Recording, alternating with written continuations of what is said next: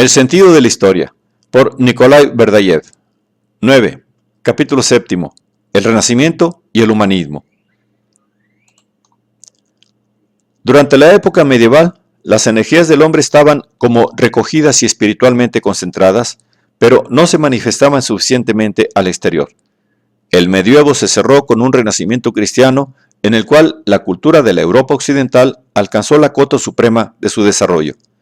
Nos referimos al primer renacimiento de la Italia mística, en cuyos comienzos se sitúan las profecías de Joaquín da Fiore, la santidad de Francisco de Asís, el genio de Dante.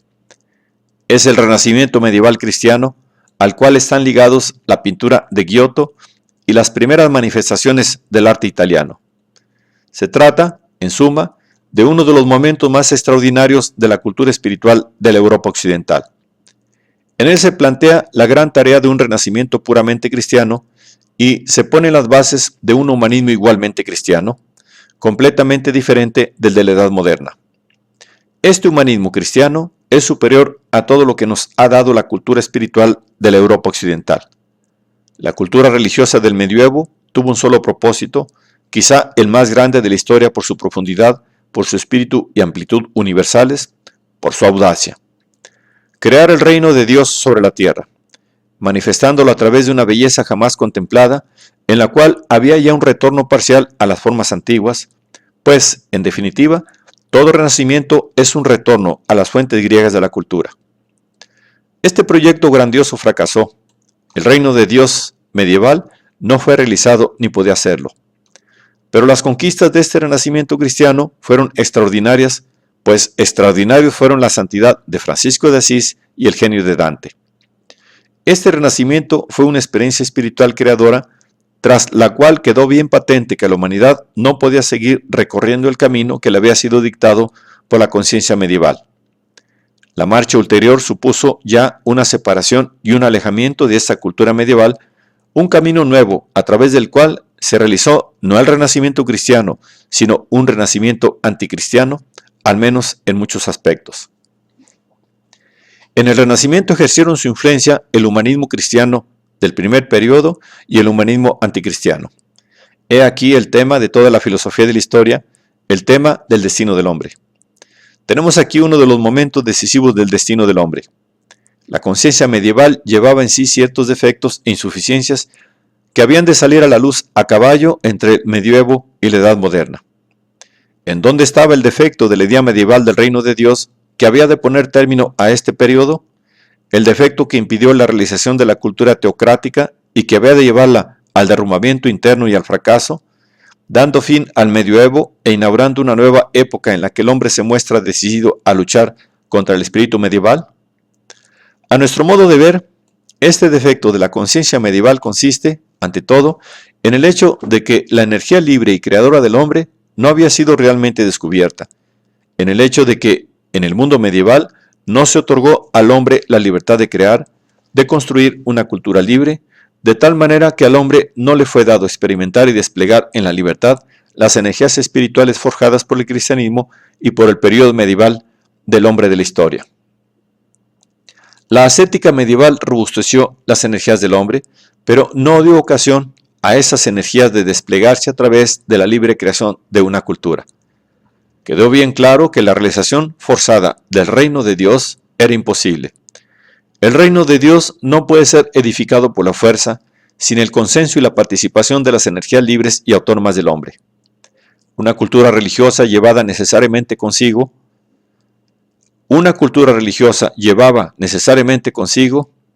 el que en el mundo se manifestasen las energías humanas, la creatividad, a fin de que el hombre, a través del difícil momento de la puesta a prueba de sus fuerzas en la libertad, llegase finalmente a formas superiores de conciencia religiosa, a fin de que pudiese crear de un mundo autónomo una cultura teonómica y emplear sus energías creadoras en la edificación del reino de Dios.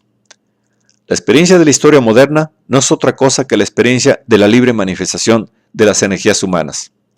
La aparición del humanismo del hombre europeo moderno era inevitable para poner realmente a prueba la libertad creadora del hombre.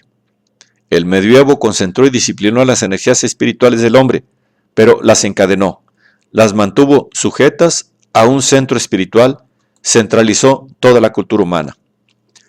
Esta sumisión imperaba en todos los estratos de la cultura medieval. En los albores de la Edad Moderna sobrevino una descentralización. Las energías creadoras del hombre fueron puestas en libertad y este pulular de energías creadoras provocó lo que llamamos el Renacimiento, cuyas consecuencias se prolongan hasta el siglo XIX. Toda la historia moderna es, en definitiva, el desenvolvimiento y la continuación de este Renacimiento. Este periodo histórico se desarrolla bajo el leitmotiv de la puesta en libertad de las energías creadoras del hombre, de la descentralización espiritual, de la separación del centro espiritual, de la diferenciación de todos los sectores de la vida social y cultural, de la autonomización de todos los sectores de la cultura humana. Se vuelven autónomos el arte, la ciencia, la vida política, la vida económica, toda la sociedad y toda la cultura. Este proceso de diferenciación y autonomización es lo que se ha dado en llamar la secularización de la cultura humana. Hasta la religión se seculariza. El arte y el saber, el Estado y la sociedad sufren este proceso de secularización progresiva. Todos los sectores de la vida social y cultural se independizan y devienen libres. Esta es la característica fundamental de la historia moderna. El paso de la historia medieval a la moderna supone una especie de viraje desde lo divino a lo humano, desde la profundidad de Dios, la concentración en la intimidad, en el núcleo espiritual interior, a la manifestación cultural externa. Este viraje, este abandono de la profundidad espiritual a la cual estaban ligadas e íntimamente soldadas las energías humanas, no es sólo una liberación de estas energías, sino también una superficialización de las mismas, un pasar del centro a la periferia, un tránsito de la cultura religiosa medieval a la cultura laica, pues el centro de gravedad se desplaza desde la profundidad divina a la creatividad puramente humana. El nexo espiritual con el centro de la existencia comienza a debilitarse cada vez más. Toda la historia moderna es una marcha del hombre europeo que tiende a alejarlo progresivamente del centro espiritual. Es el camino de la puesta a prueba en la libertad de las energías creadoras del hombre. Burckhardt afirma que en el Renacimiento tuvo lugar el descubrimiento del hombre. Pero, ¿qué significa este descubrimiento del hombre? En nuestra opinión, es más exacto decir que el hombre fue situado en el centro de la fe y de la cristiandad. Ahora bien, el modo de considerar al hombre en la Edad Media es totalmente diferente del Renacimiento. El Renacimiento redescubre al hombre natural, mientras que el cristianismo, desde el momento de su aparición en el mundo, había descubierto al hombre espiritual, al nuevo Adán, contrapuesto al viejo Adán del mundo precristiano. El cristianismo declaró la guerra al hombre natural, a los elementos inferiores, y lo hizo en nombre de la formación de la personalidad humana, en nombre de la redención del hombre. El cristianismo medieval había encadenado al hombre natural y a sus energías. Había desviado al hombre de la naturaleza que encerraba en él y de la naturaleza circundante. En la Edad Media, el acceso a la naturaleza estaba cerrado. Uno de los fundamentos de la vida de la antigüedad era su estar vuelta hacia la naturaleza, su ligación profunda a ella. Por eso, la renovada conversión a la naturaleza por parte del hombre moderno va indisolublemente ligada a un retorno a la antigüedad. El Renacimiento no es otra cosa que la renovada conversión del hombre a la naturaleza y a la antigüedad. Esta conversión a los fundamentos naturales de la vida humana, este despliegue de las energías creadoras en la esfera natural, crea el humus del humanismo. La conciencia humanística, producida por esta doble conversión a la antigüedad y a la naturaleza, desvió la persona del hombre espiritual para volverla hacia el hombre natural, puso en libertad las energías espirituales del hombre y al mismo tiempo cortó el vínculo con el centro espiritual y separó al hombre natural del espiritual. Esta conversión a las energías naturales, este despliegue de una nueva conciencia, producen en el hombre una seguridad juvenil en sí mismo y en sus posibilidades creadoras. Las energías humanas parecen ilimitadas y no se reconocen límites al arte o al saber, a la actividad social o a la política. El hombre de la era moderna vive como una luna de miel. Advierte la liberación de sus energías y su nexo profundo con la vida natural inmediata y con la antigüedad ligada a la naturaleza. Es curioso que, justamente en Italia, en donde florecieron con tanta fuerza las energías creadoras libremente desplegadas por el hombre, no se haya dado una verdadera rebelión contra el cristianismo. En esencia, Italia había mantenido siempre un vínculo con la antigüedad a través de Roma, y la antigüedad había estado siempre cercana a la historia italiana. En el Renacimiento italiano no se produjo una separación de la Iglesia católica y se dio una extraña coexistencia con la fe católica, una coexistencia que llegó tan lejos que se dio la circunstancia de que algunos papas tuvieron ante el Renacimiento una actitud de mecenazgo. El espíritu del Renacimiento se manifiesta con especial fuerza en el Vaticano. Esto lleva consigo un enriquecimiento del catolicismo, y aquí radica la diferencia entre el temperamento de los pueblos latinos y el de los pueblos germánicos, el cual llevó en último extremo a la rebelión protestante. El temperamento italiano, y en general latino, con su apego estético al culto, no podía llevar a semejante actitud de rebeldía y registró un florecimiento de la creatividad en lugar de provocar una sublevación contra el pasado religioso y espiritual. ¿En qué consiste esencialmente la conversión a la naturaleza y a la antigüedad? En la búsqueda de formas perfectas en todos los sectores de la creatividad humana. Este principio formal de la creatividad humana es siempre un retorno a la antigüedad. Hemos dicho reiteradas veces que en la cultura helénica es esencial el predominio de la forma, la cual alcanza la perfección inmanente. Toda tentativa de dar forma al pensamiento, a la obra de arte, a la vida política y jurídica, es una conversión a la antigüedad. A nuestro modo de ver, ya el pensamiento patrístico, en cuanto tributario de Platón y de Aristóteles, ha plasmado el contenido espiritual del cristianismo en conceptos griegos, pero el retorno a las formas antiguas fue incomparablemente más impetuoso en los albores de la era moderna. Esta búsqueda de formas nuevas y perfectas posee una doble característica: la conversión directa al arte, a la filosofía y a la forma estatal de la antigüedad, por una parte, la búsqueda de formas perfectas en la naturaleza misma, por otra. El Renacimiento ha orientado al hombre hacia la naturaleza hasta tal punto que ha dirigido su búsqueda creadora a descubrir formas perfectas en la misma naturaleza y a través de ella. La búsqueda de la fuente de la perfección en las formas de la naturaleza determina las corrientes artísticas. Todo el arte del Renacimiento frecuenta la escuela de la naturaleza para aprender la perfección de las formas, como frecuenta la escuela del arte antiguo. Aquí la esencia más profunda del espíritu del Renacimiento.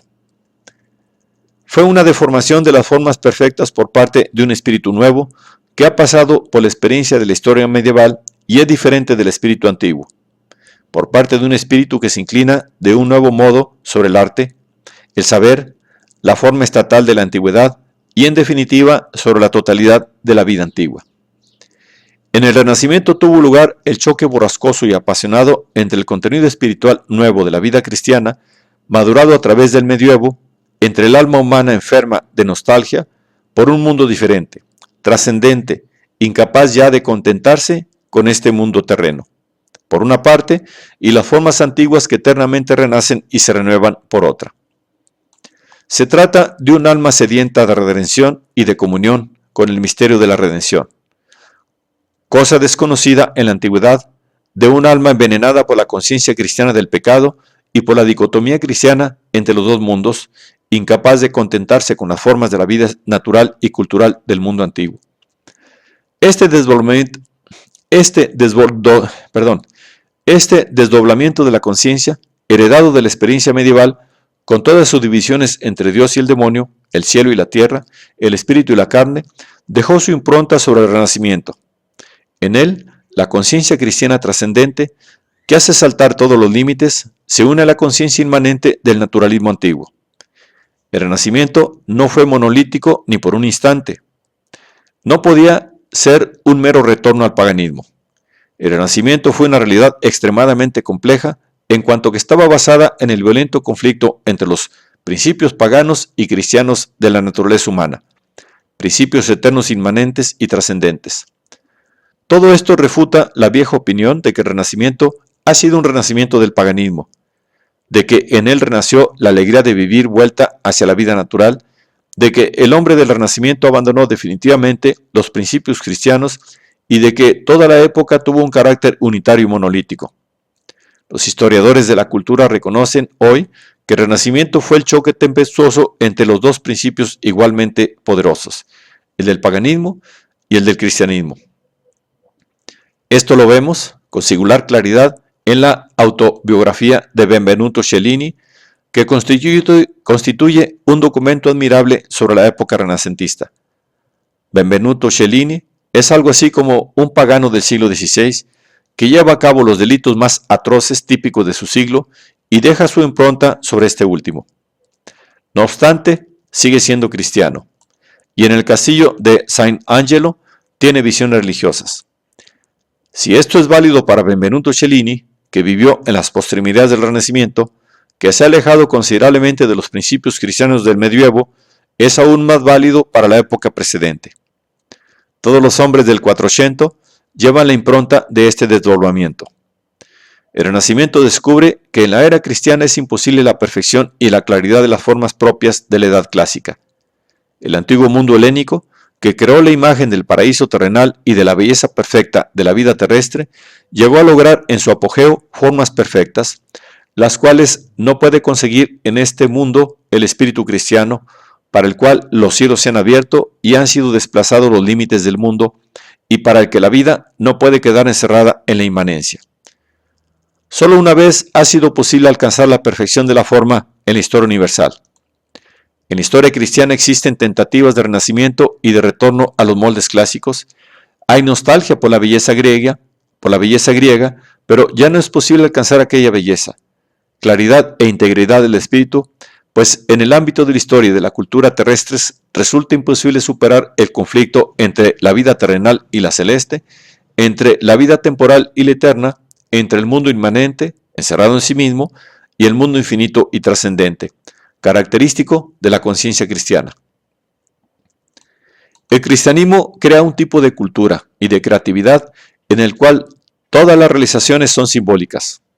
Por ejemplo, el arte del mundo cristiano es, por su misma naturaleza, simbólico y no clásico. Ahora bien, las realizaciones simbólicas son siempre imperfectas y nunca totalmente claras, pues presuponen una forma que nos remite a la existencia de algo totalmente perfecto y situado más allá de los límites de la realización terrenal concreta. El símbolo es un puente entre dos mundos y nos dice que la forma perfecta solo es alcanzable más allá de unos ciertos límites, pero es imposible de lograr en el ámbito cerrado de nuestra existencia mundana. Esta imposibilidad de lograr la perfección formal es experimentada con singular fuerza en el Quattrocento, que es la época central del Renacimiento. Este periodo de grandes búsquedas se caracteriza por la imperfección de sus formas. La imperfección de la forma terrena nos remite a una perfección que no es de este mundo. El arte no crea la perfección, sino que expresa la nostalgia por la perfección y representa simbólicamente esta nostalgia. Esto es característico de toda la cultura cristiana. Si examinamos la arquitectura gótica y la comparamos con la clásica, esta diferencia aparecerá con especial claridad. La arquitectura clásica alcanza, por ejemplo, una perfección acabada en la cúpula del Panteón. Por el contrario, la arquitectura gótica es esencialmente imperfecta y no aspira a la perfección formal. Llena de nostalgia y de deseo ardiente, se lanza hacia los cielos y nos da a entender que solo en los cielos es posible lograr la perfección, mientras que aquí en la tierra hemos de contentarnos con anhelarla con todo nuestro ser y sentir la nostalgia apasionada de ella. Esta imposibilidad de lograr la perfección constituye la propiedad característica de toda la cultura cristiana, la cual, por su misma naturaleza, nunca puede ser absolutamente perfecta. Ella marca el comienzo de una búsqueda anhelante y eterna, tendida hacia lo alto, y se limita a ofrecernos una representación simbólica de la perfección que solo es posible más allá de nuestros estrechos límites. Este desdoblamiento del alma cristiana y pagana alcanza su expresión más aguda y más bella en la obra de Botticelli, el artista más grande del Quattrocento. En el arte de Botticelli, esta dicotomía del hombre renacentista, este conflicto entre los principios paganos y los cristianos, alcanza una singular intensidad. El peregrinar artístico de Botticelli lo llevó a conocer a Savonarola. Esto le hizo vivir una tragedia semejante a la de Gogol. que quemó sus manuscritos influidos por el padre Mattei. En la obra de Botticelli se siente la imposibilidad del alma cristiana de alcanzar la perfección formal en el arte, el doloroso desgarramiento del alma cristiana, el fracaso de las realizaciones culturales. De Botticelli se dijo que sus Venus habían abandonado la tierra y que sus vírgenes habían dejado el cielo. La figura perfecta de la Virgen, que no puede permanecer en la tierra, constituye la característica del espíritu de Botticelli, y aquí radica su principal nostalgia. En nuestra opinión, el arte de Botticelli es el más bello y al mismo tiempo el más instructivo en orden al fracaso interior que había de sufrir el Renacimiento. Quizá la esencia y la grandeza del Renacimiento radica en el hecho de que ha fracasado en sus objetivos y no podía menos de fracasar, pues en el mundo cristiano es imposible un renacimiento de la antigüedad pagana y de la perfección formal terrena.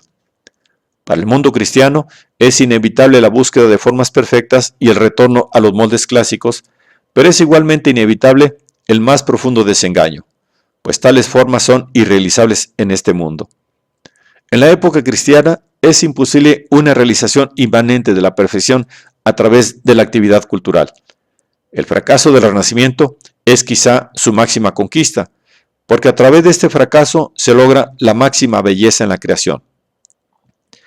En las figuras ambivalentes del Quattrocento se ha alcanzado un conocimiento profundo del destino del hombre en la época cristiana y se nos ofrece un ejemplo sublime de los límites dentro de los cuales pueden moverse las fuerzas creadoras del hombre en dicha época de la historia universal. Después de la venida de Cristo, una vez realizada la obra de la redención, ya no es posible una creación artística de la perfección formal inmanente típica de la antigüedad. Ahora bien, se nos puede objetar que el Cinquecento alcanzó una perfección formal más acabada en Miguel Ángel y Rafael, parece haber logrado la perfección absoluta. No obstante, este apogeo del arte italiano del siglo XVI tiene un destino curioso porque marca el comienzo de la decadencia del Renacimiento. Ya en la obra de Rafael, absolutamente perfecta en la composición, el alma comienza a vaciarse y falta el estremecimiento interior que se siente en el arte del Quattrocento. Después del Cinquecento empieza la escuela de Bolonia y el Barroco, que señalan la decadencia del Renacimiento. Por lo general, el retorno a épocas artísticas pasadas no lleva simplemente a una repetición de las mismas, sino a una refracción de los principios antiguos y eternos en otros nuevos. En el Renacimiento no tuvo lugar una simple repetición, un simple retorno al arte antiguo, sino una transformación sui generis de las formas antiguas en un espíritu y un contenido nuevos, una transformación que, en resumidas cuentas, lo cambia todo. En el último extremo, la afinidad entre la antigüedad y el Renacimiento se ha exagerado. El arte del Renacimiento no posee la perfección del antiguo, pues en realidad las cosas nunca se repiten. El platonismo del Renacimiento tiene escasa semejanza con el antiguo. Y lo que decimos a propósito del arte es válido también para las formas de estado creadas artificialmente por el Renacimiento, que no tienen la menor afinidad con las antiguas. En realidad, solo existe una semejanza exterior. En el fondo, la cultura del Renacimiento es mucho menos perfecta que la griega, la cual, en el momento de su apogeo, no tiene quizá parangón alguno en la historia humana. Al mismo tiempo, la cultura renacentista es mucho más rica que la griega en lo que se refiere a su capacidad de búsqueda y mucho más compleja que esta, que en definitiva resulta más simple y uniforme. El espíritu interior de la historia moderna, el espíritu que animó el Renacimiento y continuó inspirándolo hasta los siglos XV y XVI, se ha mantenido vivo hasta el presente. Es ahora cuando asistimos a sus últimos momentos. Este espíritu es el humanismo que estuvo en la base de la cultura moderna. La nueva era humanista no comenzó solamente en Italia, sino también en toda Europa. Hay que decir que uno de los fenómenos más importantes del Renacimiento fue la obra de Shakespeare, una manifestación de libre juego de las fuerzas creadoras que comenzó una vez que habían sido puestas en libertad las energías del hombre. El Renacimiento se repite en todos los países europeos, pero alcanza su máxima perfección en Italia. El humanismo es el fermento de la historia moderna. Comprender el espíritu humanista equivale a comprender la esencia misma de la historia moderna, el destino del hombre moderno, la irreversibilidad de las pruebas a las que ha sido sometido hasta nuestros días, equivale en definitiva a dar un sentido a esas pruebas y a explicar su razón de ser. A nuestro modo de ver, ya en el fundamento originario del humanismo existió una contradicción profunda y una de las tareas de la filosofía y de la historia es sacar a la luz esta contradicción. Todos los reveses de la historia moderna y del destino humano, que supusieron un golpe para la libertad y amargaron la alegría de la creación artística, todas las penosas decepciones que experimentamos hasta el día de hoy, derivan de esta contradicción fundamental. Pero, ¿en qué consiste esta contradicción? El vocablo humanismo, por su misma etimología, significa ya celebración del hombre, colocación del hombre en el centro del universo, rebelión del hombre, afirmación y descubrimiento del hombre. Este es uno de los aspectos del humanismo. El humanismo, se dice, ha descubierto la individualidad humana, la ha potenciado al máximo, la ha liberado del sentimiento de resignación que la afligía en el medioevo, la ha encaminado hacia la libre autoafirmación y hacia la creatividad.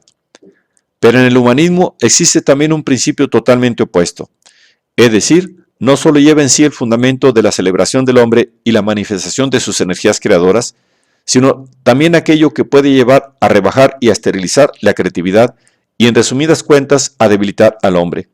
Pues el humanismo que durante el Renacimiento hizo que el hombre se volviese hacia la naturaleza, trasladó el centro de gravedad de la personalidad humana desde la interioridad a la periferia. Separó al hombre natural del espiritual y dio al hombre natural la libertad de desarrollarse creativamente, justamente a este hombre que se había alejado del sentido íntimo de la vida y se había separado del núcleo divino de ésta y de los fundamentos más profundos de su naturaleza misma. El humanismo niega que el hombre haya sido hecho a imagen y semejanza de Dios, que el hombre sea un reflejo del ser divino. El humanismo, en su forma predominante, afirma que la naturaleza humana es imagen y semejanza no de la naturaleza divina, sino de la mundana, que el hombre es un ser natural, un hijo del mundo, un hijo de la naturaleza creado por necesidad natural, carne de la carne y sangre de la sangre del mundo natural, con el cual comparte, por consiguiente, la limitación y todos los defectos y enfermedades característicos de la existencia natural. De esta forma, el humanismo no solo afirmó la dignidad del hombre y la confianza de éste en sí mismo, sino que también humilló al hombre, pues dejó de considerarlo como un ser de origen superior y divino, le cerró el horizonte de la patria celestial y lo remitió exclusivamente a su patria y a su origen terrenos. De este modo, el humanismo rebajó la dignidad del hombre. Esta autoafirmación del hombre que se basta a sí mismo y prescinde de Dios, esta autoafirmación que ya no advertía ni quiere admitir el vínculo que le une a la naturaleza superior, divina y absoluta, a la fuente suprema de su propia vida, condujo a la destrucción del hombre. El humanismo rechazó el principio cristiano que eleva al hombre y lo proclama imagen y semejanza de Dios, hijo de Dios, ser a quien Dios ha hecho hijo suyo. El humanismo inaugura así la dialéctica que lo lleva a su propia autodestrucción. El humanismo pasa por varios estadios. Cuanto más próximo permanece a los orígenes cristianos y católicos y a la vez antiguos, tanto más bella y poderosa es la actividad creadora del hombre. Cuanto más se aparta del medievo cristiano, tanto más se separa de sus fundamentos antiguos, sus energías creadoras tienden a agotarse y la belleza del espíritu humano se debilita. Nos encontramos aquí con una de las situaciones más claras y al mismo tiempo más paradójicas de la historia moderna. De aquí deriva la terrible diferencia existente entre el principio y el fin del humanismo. Al comienzo, que produjo el auge del Renacimiento, en el que se advierte todavía el fundamento medieval, cristiano, católico de la persona humana y existe un vínculo con la antigüedad, y el final en el que tiene lugar una separación cada vez mayor de los fundamentos medievales católicos y a la vez de la antigüedad. Cuanto más se aleja el hombre de su camino histórico y de los principios medievales, tanto más se separa también de los principios de la antigüedad y traiciona el intento originario del Renacimiento. En realidad, Los principios antiguos continuaban todavía vigentes, sobre todo en los pueblos latinos. El nuevo espíritu que se manifiesta en la historia moderna orienta al hombre hacia derroteros completamente nuevos y diferentes, tanto de los de su destino medieval como de los del antiguo. Ahora bien, los fundamentos espirituales del hombre eran sustancialmente dos: el fundamento antiguo griego y el medieval cristiano o católico. Esta afirmación, paradójica a primera vista, confirma brillantemente toda la dialéctica del hombre. Esta dialéctica se expresa de la manera siguiente: la autoafirmación del hombre conduce a la autodestrucción del hombre y el libre juego de las fuerzas humanas no ligadas al fin supremo lleva al agotamiento de las energías creadoras. La búsqueda apasionada de la belleza y de la perfección de las formas con que comienza el Renacimiento conduce a la destrucción y al debilitamiento de la perfección formal. Lo vemos en todos los sectores de la cultura. El período renacentista de la historia constituye un gran ensayo de la libertad humana, un ensayo providencialmente inevitable.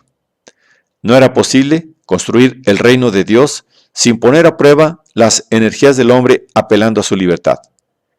El proyecto medieval de una teocracia terrena no tenía en cuenta la libertad humana.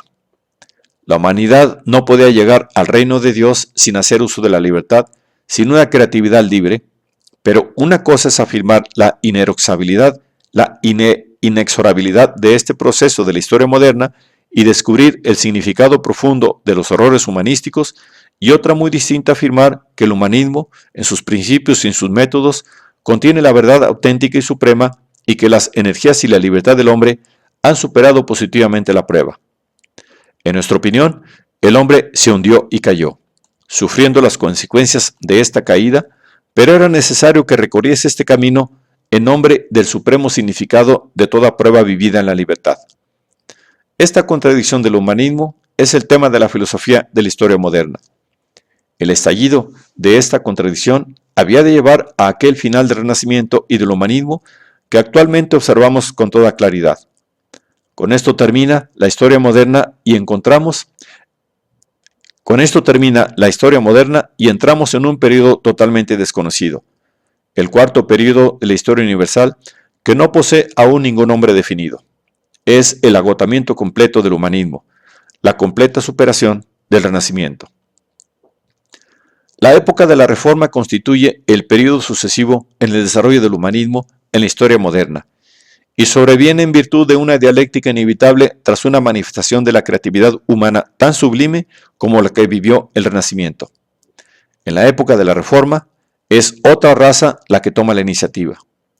Mientras que el Renacimiento comienza en el sur, entre los pueblos italianos, la Reforma es obra de los pueblos nórdicos, sobre todo germánicos. La Reforma es hecha por un temperamento distinto y en ella se manifiesta un espíritu diferente. La Reforma fue una rebelión religiosa del hombre que se manifiesta no bajo la forma de una creatividad positiva, sino más bien como una protesta y una negación de índole religiosa. Esto se explica a partir de las características, tanto positivas como negativas, de la raza germánica. En la Reforma se dieron ciertas características propias del espíritu germánico que en ciertos aspectos lo hacen superior al espíritu latino. En ella existe una especial profundidad, una singular aspiración a la pureza espiritual. Estas características hicieron que el Renacimiento y el humanismo en el mundo germánico asumieran ante todo formas religiosas. En el mundo católico latino aconteció un renacimiento humanístico creador que no asumió la forma de una rebelión contra la Iglesia católica. Los papas protegieron el Renacimiento y fueron impregnados ellos mismos del espíritu renacentista. Pero en el interior de la Iglesia católica, en su vertiente humana, se iniciaron procesos purulentos y contra ellos se reveló el espíritu de protesta típico de la raza germánica. Esto asumió un carácter no tanto constructivo, cuanto de contestación. En la Reforma, el descubrimiento del humanismo significó una afirmación de la verdadera libertad contra la violencia ejercida en el mundo católico sobre la naturaleza humana y una afirmación de la falsa libertad a través de la cual el hombre comenzó a destruirse a sí mismo. Una característica esencial de la Reforma es la de afirmar, por un lado, la libertad del hombre, y aquí está su parte de verdad y su vocación positiva, y por otro, considerar al hombre como un ser mucho más pasivo de lo que aparecía en la conciencia católica. Expliquemos un poco más esta afirmación que a simple vista podría parecer un tanto confusa. Mientras que la conciencia cristiana católica afirma la existencia de dos principios, Dios y el hombre, y defiende al mismo tiempo la autonomía del hombre a los ojos de Dios, admitiendo asimismo la interacción de los dos principios y el carácter específico de las dos naturalezas, la conciencia protestante luterana, en cambio, afirma que en último extremo, solo existe Dios, la naturaleza divina, y niega toda autonomía al hombre. Se trata de un monismo opuesto al naturalista. La conciencia religiosa y mística del protestantismo afirma que, en definitiva, solo existe Dios y la naturaleza divina, y priva al hombre de su carácter específico, del fundamento ontológico de la libertad humana. Lutero afirmó la libertad de la conciencia religiosa y su autonomía, adoptando una actitud de protesta frente al catolicismo, pero negó el fundamento primario de la libertad del hombre. Él defendía la opinión de San Agustín sobre la gracia, en la que no había lugar para la libertad. Nos encontramos aquí con algo característico y típico no solo de la Reforma, sino también del espíritu germánico, que está en la base de la filosofía alemana del monismo idealista germánico.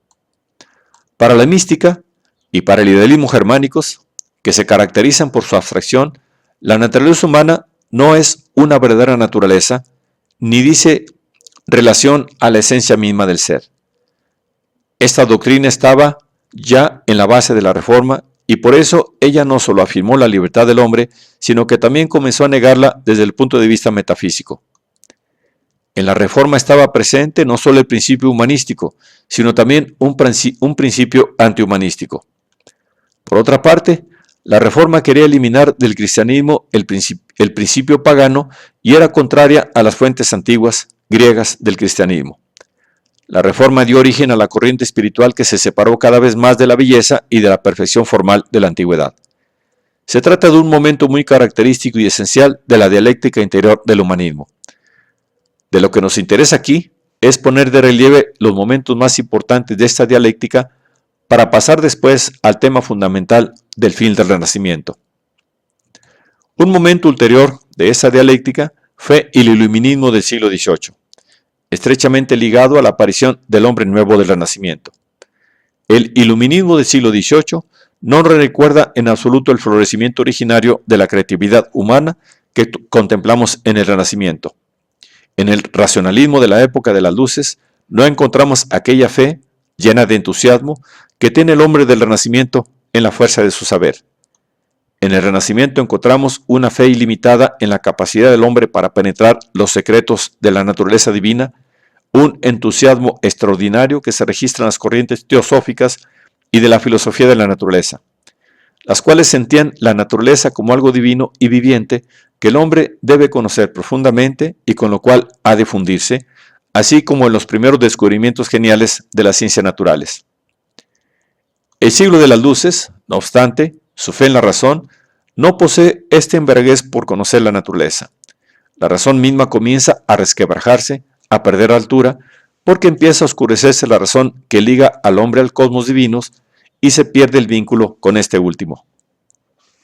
El hombre comienza a apartarse, a separarse del principio espiritual y esto lo lleva a alejarse también de la vida cósmica. Ahora podemos ver las consecuencias que esto ha tenido en el siglo XIX.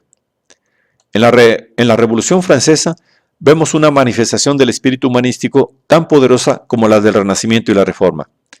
Es uno de los momentos esenciales de la autoafirmación humanística del hombre. El hombre, que se afirmaba a sí mismo desde una perspectiva humanística, tenía que llegar necesariamente a una realización como la de la Revolución Francesa, y la puesta a prueba de las fuerzas humanas en la libertad había de extenderse también a este campo. Lo que durante el Renacimiento había acontecido en la ciencia y en el arte, durante la Reforma en la vida religiosa y durante la época de las luces en la esfera de la razón, había de traducirse también en la acción colectiva. Aquí había de manifestarse la confianza del hombre que se cree a sí mismo capaz, en cuanto a ser natural, de cambiar de un modo totalmente libre y autónomo la sociedad humana y el curso de la historia, de no estar, a este respecto, ligado a nada, de proclamar y realizar sus derechos y sus libertades. La revolución emprendió este camino y llevó a cabo uno de los más grandes experimentos humanísticos. La revolución es un experimento en el que se ponen de manifiesto las contradicciones internas del humanismo, los resultados y consecuencias de un humanismo separado del fundamento espiritual. La revolución fue incapaz de realizar las tareas que se había impuesto y no pudo llevar a la práctica los derechos y libertades del hombre. Fue un enorme fracaso que solo llevó a la tiranía y a la profanación del hombre. El Renacimiento, que constituyó una gran manifestación de la creatividad humana, pero fue incapaz de realizar la perfección de las formas terrenas, fue un fracaso. La Reforma, que sedujo con su reivindicación de la libertad, descubrió la impotencia religiosa del hombre y en lugar de edificar, llevó a cabo una labor negativa. Constituyó asimismo un fracaso. Pero el fracaso de la Revolución Francesa fue todavía mayor. Todo el siglo XIX pone de manifiesto este fracaso y desarrolla la reacción espiritual surgida a principios de siglo y se ha prolongado hasta nosotros, revelando la esencia y el significado de este fracaso. Con los métodos de la revolución, el hombre no podía llevar a la práctica sus derechos y libertades. No podía alcanzar el bien. Si en el 89 la revolución había sido animada por el patos de los derechos del hombre y del ciudadano, en el 93 llega a negar todos los derechos y todas las libertades. Se devora a sí misma, demostrando con ello que no posee un principio básico que corrobore ontológicamente los derechos del hombre. En efecto, cuando se afirman los derechos del hombre y se ignoran los de Dios, aquellos derechos se destruyen a sí mismos y no pueden liberar al hombre. Lo ha demostrado la reacción espiritual de principios del siglo XIX, la cual aportó ideas muy profundas que fecundaron el siglo entero. Se trata, en gran medida, de una reacción contra el siglo XVIII y la Revolución.